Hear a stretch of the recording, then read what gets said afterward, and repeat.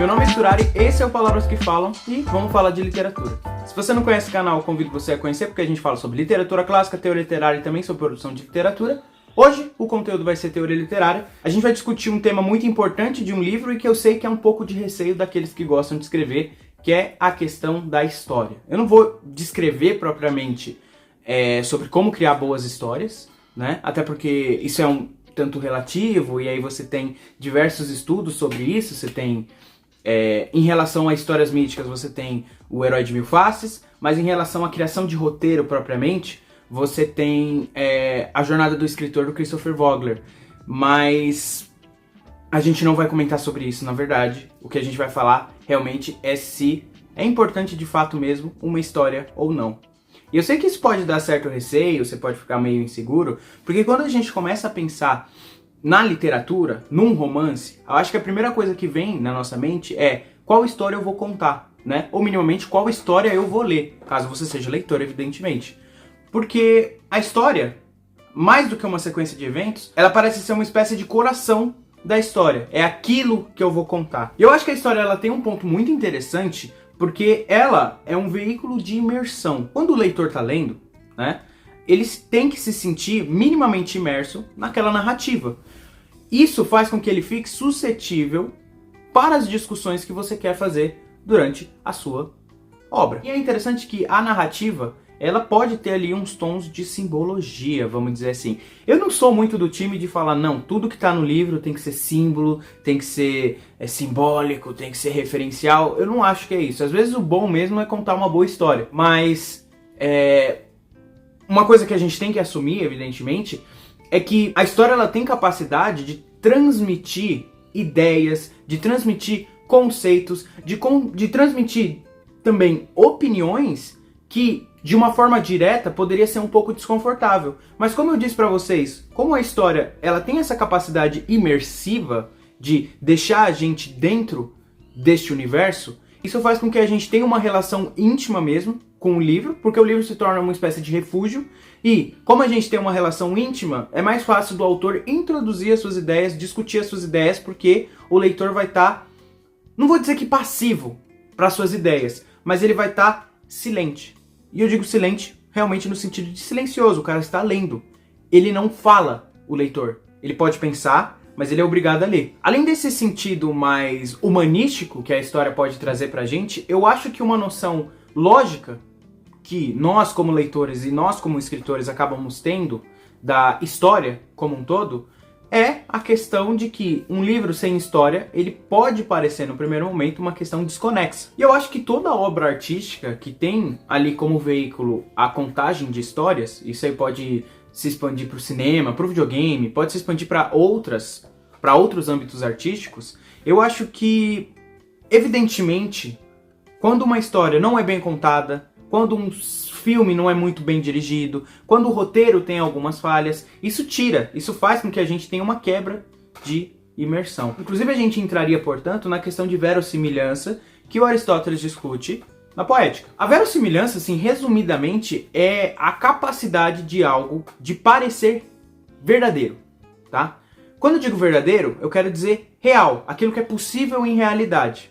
Aí você pode pensar, tá, então eu não posso escrever livros que são de fantasia medieval, porque aquilo não faz parte da minha realidade. Não, não é isso que eu estou dizendo, tá? Mas o ponto é, mesmo um livro que seja de fantasia, ele tem que ter elementos que façam com que tudo aquilo que é fantástico nele seja logicamente possível dentro daquela história. Então, por exemplo, você está lendo Tolkien e aí aparece um dragão.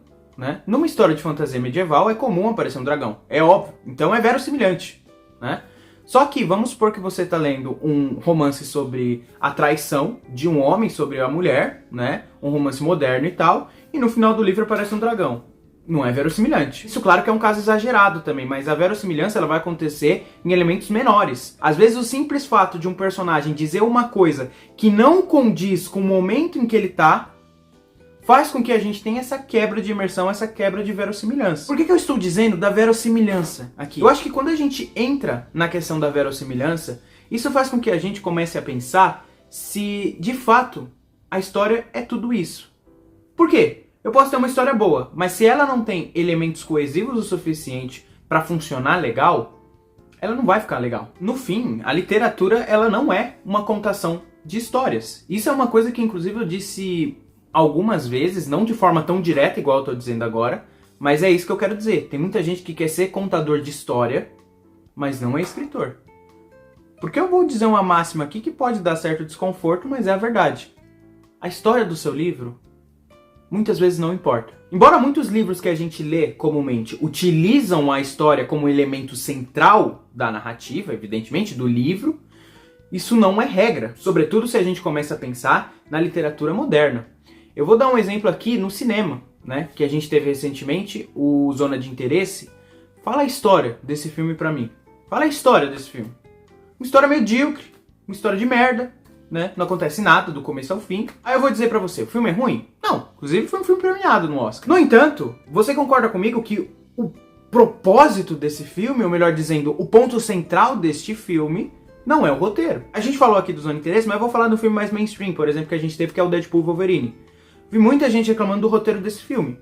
Mas o filme tem uma direção impecável, e eu diria que um roteiro bom, porque o propósito desse filme nunca foi ter um bom roteiro. E o problema é, isso incomoda um pouco. Quando a gente tem um livro, ou melhor dizendo, uma obra de arte que acaba desafiando os conceitos elementares da literatura, isso gera certo desconforto. Eu tive a minha primeira experiência com um livro que não tem uma história puramente definida, com O Velho Mar, do Hemingway. O Velho Mar é um livro fantástico, porque do começo ao fim não tem desenvolvimento de personagem, a história é curta, né? É literalmente só uma sequência de eventos ali que está acontecendo. Eu diria mais, é só a experiência de você vivenciar um homem tentando vencer, né, a natureza. Claro que isso tem uma grande simbologia por trás, mas o livro em si, a história em si, ela é simples. É um homem que vai para o mar, ele acha um peixe muito grande e ele fica dias tentando pescar esse peixe. E ele volta. Essa é a história do Velho Mar. O importante do Velho Mar nunca foi ter uma baita história, né? Na verdade é uma história extremamente simples, mas que é funcional pelo que ele está querendo fazer com esse livro, que é demonstrar uma experiência humana, claro, uma experiência de nível muito extremo, mas através dessa experiência humana fazer com que o leitor fique imerso nessa própria experiência e que o autor vai socando um monte de questão simbólica na tua goela abaixo, que no fim você termina mal o livro porque tu tá com a mente cheia. Quando eu digo que a história não é a parte mais importante de um livro, eu não tô dizendo que é porque existem livros de poesias, eu não tô dizendo que é porque existem livros técnicos, eu não tô dizendo que é porque existem livros de ensaio. Na verdade, eu ainda tô dizendo de literatura em prosa. Isso foi uma coisa que a literatura moderna começou a trazer, de certa forma, né? Você vê Os Pequenos Burgueses, que é um livro que, português, eu não lembro quem escreveu. Se você reparar, são histórias muito simples, histórias muito curtas, histórias que, no fim, não querem contar muita coisa de si mesmo, mas que revelam uma grandiosidade, uma questão universal muito interessante. Às vezes, no fim, não importa a história. Porque, na verdade, se você parar pra pensar, a história é só mais um elemento de um monte de elementos que um livro tem. O livro tem espaço, o livro tem tempo, o livro tem um narrador, o livro tem personagens e o livro também tem enredo. Eu sei que o foco é o enredo, sempre foi algo muito clássico, desde os gregos antigos. Afinal, o grande livro que nós temos da antiguidade é a Odisseia e a Ilíada, que é um poemaço, uma historiaça gigantesca, que teve um impacto tão grande no passado justamente pelo peso histórico que possui, porque tem uma narrativa muito importante. E foi assim por muito tempo. Mas evidentemente que a literatura moderna, através de muitos processos, foi entendendo que o que importa num livro não é a história. Isso a gente entra até numa questão de originalidade também. Porque se a história fosse importante, por exemplo, não ia existir a literatura do século passado. Eu vou perguntar pra vocês, quantas histórias do século passado são sobre traição burguesa? Romances de traição burguesa. Fala pra mim quantos são. E digo mais, vamos um pouquinho mais pra trás. Pega Shakespeare. O Shakespeare escreveu uma peça que talvez vocês devem conhecer, é muito conhecida, que é Romeu e Julieta. E essa peça conta a história de uma família italiana, né? De uma briga de famílias italianas. Que inclusive é uma história que já era muito rodada dentro da Europa. Ou seja, ele pegou uma história de um outro livro que já era bastante conhecido, e ele transformou isso em peça e trabalhou de outra forma. O Shakespeare também escreveu uma peça que é chamada Júlio César, que é a peça histórica dele. Puta que pariu, que bagulho bom. Mas em Júlio César, se você pegar todos os eventos que acontecem em Júlio César, é cópia e cola de um documento que o Plutarco tinha escrito sobre a biografia do Júlio César. O Shakespeare ele adicionou muito poucos elementos em Júlio César, por exemplo, porque a única coisa que ele quis fazer é adicionar alguns elementos em relação a um personagem específico que, enfim, ele teve que dar ali aquela inventada só pela questão dramática da coisa. Mas é Ctrl+C e Ctrl+V. E eu vou perguntar pra você, o Shakespeare é o Shakespeare, né? Eu não posso dizer que Shakespeare é original, mas a gente pode assumir que ele é autêntico. Porque o que importa, gente, não é a história que você está contando, e sim como você está contando. Por isso que eu não tenho muito receio de quando as pessoas chegam pra mim e perguntam sobre o que eu estou escrevendo, eu falo de A a Z, do começo ao fim, o que eu pensei. Porque o cara pode até querer copiar, mas ele não vai escrever do mesmo jeito que eu escrevi. Essa noção de plágio, ela surgiu, querendo ou não, com o capitalismo, mas eu acho que até com a literatura contemporânea e moderna, essa noção de plágio ela já está meio que se dissolvendo, porque a originalidade não importa. O que importa é ser autêntico. Não importa a tua história, e sim importa o que você vai fazer com essa história, como você vai contar essa história. Porque mesmo um livro com uma história fraca, como por exemplo Velho Mar, consegue trazer um desenvolvimento tão profundo, numa linguagem tão rica, única, envolvente e natural, que ele consegue explorar temas extremamente complexos. No fim também você pode focar na história, querendo ou não, em contar uma boa história, porque você está só direcionando o seu foco na história. Mas o que eu quero chamar a atenção para outros escritores também é que vocês têm outros elementos da narrativa em que vocês podem dedicar foco.